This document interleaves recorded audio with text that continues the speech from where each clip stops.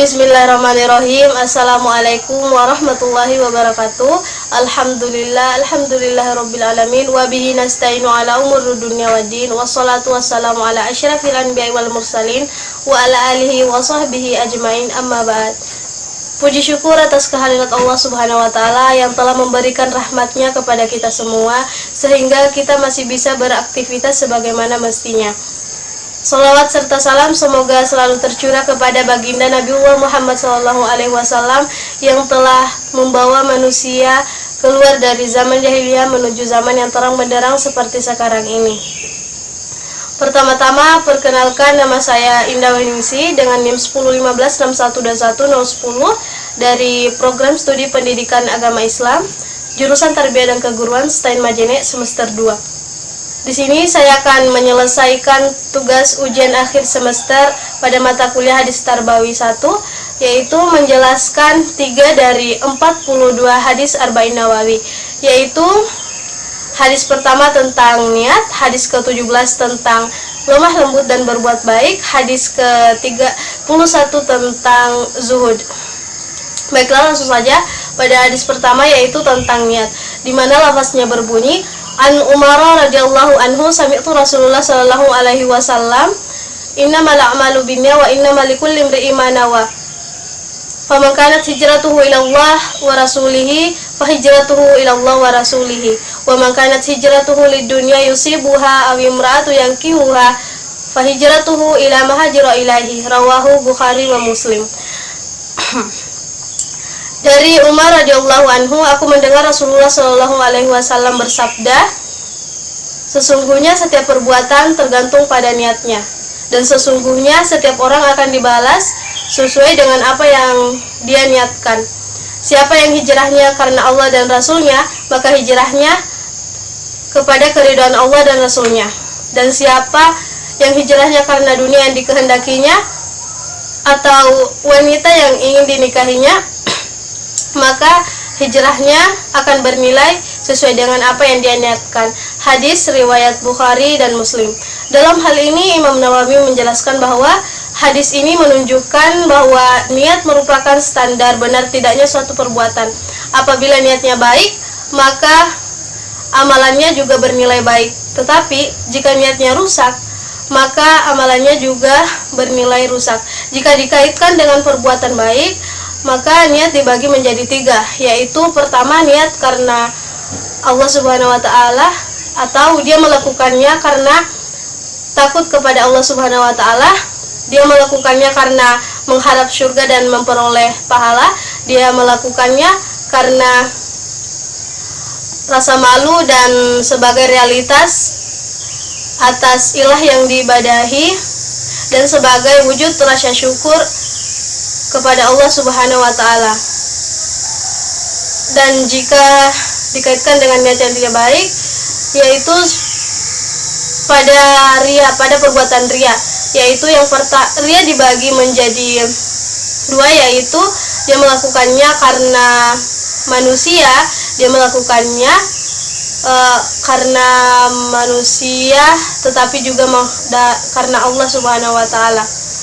Contoh dari niat yang baik yaitu memberikan sejumlah uang kepada orang yang membutuhkan tanpa menyebutkan nilai uangnya, karena dia benar-benar ikhlas memberikannya tanpa pamrih, karena dia ikhlas karena Allah Subhanahu wa taala. Yang kedua, niat yang salah yaitu saat melakukan sholat di masjid. Dia melakukannya memang karena Allah, tetapi ada niat yang lebih besar di samping itu, yaitu karena ingin dilihat oleh manusia, ingin dipuji oleh manusia, ingin berbangga diri atas apa yang dia lakukan. Selanjutnya adalah hadis ke-17, yaitu tentang lemah lembut dan berbuat baik, di mana lafaznya berbunyi An Abi Ya'la Syaddad ibn Aus radhiyallahu anhu an Rasulullah sallallahu alaihi wasallam qala innallaha katabal ihsana ala kulli syai'in fa idza qataltum fa ahsinu qutla wa idza dzabhtum fa ahsinu dzibhata wal yuhidda ahadukum syafaratahu wal yurih dzabihtahu. Rawahu Muslim. Dari Abu Ya'la Shaddad bin Aus radhiyallahu anhu, dari Rasulullah Shallallahu alaihi wasallam, beliau bersabda, sesungguhnya Allah memerintahkan untuk berbuat baik dalam segala sesuatu. Jika kalian membunuh, maka lakukanlah dengan baik. Jika kalian menyembelih, maka lakukanlah dengan baik pula. Kalian tajamkan pisaunya dan buat senang hewan sembelihannya. Hadis riwayat Muslim. Imam Nawawi menjelaskan bahwa di antara perbuatan baik dalam membunuh seorang muslim adalah tidak menggunakan alat yang tumpul. Selain itu, kita harus menggunakan alat yang tajam dan sembelihan harus dibuat senang, serta saat mengasah pisau di hadapannya, kita membuat sembelihan itu tenang. Dalam hal ini kita bisa mengambil kesimpulan bahwa kita harus berbuat baik kepada manusia dan hewan, karena kita semua sama-sama mempunyai perasaan dan harus berlemah lembut saat melakukan qisas dan sembelihan tersebut. Contoh dari qisas adalah qisas dalam eksekusi mati, yaitu dalam eksekusi mati harus dilakukan oleh orang yang profesional, orang yang tahu bagaimana cara membunuh tanpa harus menyakiti seseorang tersebut. Dan contohnya selanjutnya adalah sembelihan. Saat menyembelih sapi juga menyembelih sapi juga harus menggunakan pisau yang tajam dan menggunakan cara-cara yang paling baik dan lemah lembut. Dan hadis selanjutnya adalah hadis ke-31 tentang zuhud, di mana lafaznya berbunyi an Abil Abbas Sahal bin Sa'ad as-Sa'idi radhiyallahu anhu qala Ja'a rajulun ilan Nabi sallallahu alaihi wasallam qala ya Rasulullah dullani ala amali idza amiltahu ahabbani Allah wa ahabbani an-nas. Faqala izhad fid dunya yuhibbakallah wa izhad fima indan nasi yuhibbakan nas. Rawahu Ibnu Majah.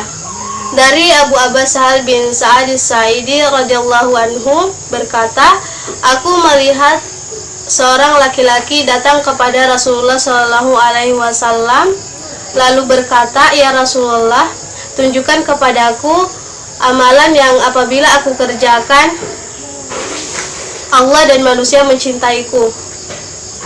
Lalu beliau bersabda, zuhudlah terhadap dunia, niscaya Allah akan mencintaimu, dan zuhudlah terhadap apa yang ada di tangan manusia, niscaya mereka akan mencintaimu. Hadis riwayat Ibnu Majah dan lainnya.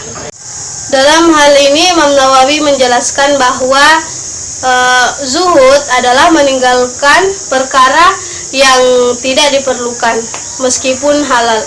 Maksudnya di sini adalah meninggalkan sesuatu yang sia-sia meskipun ia halal bagi kita.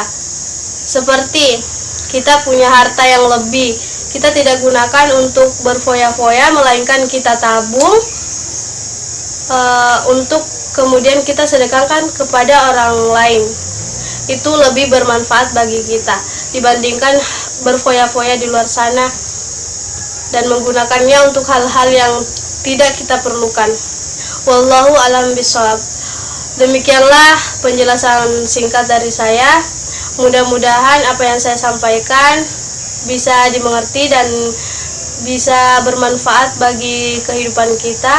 Amin ya rabbal alamin. Wassalamualaikum warahmatullahi wabarakatuh.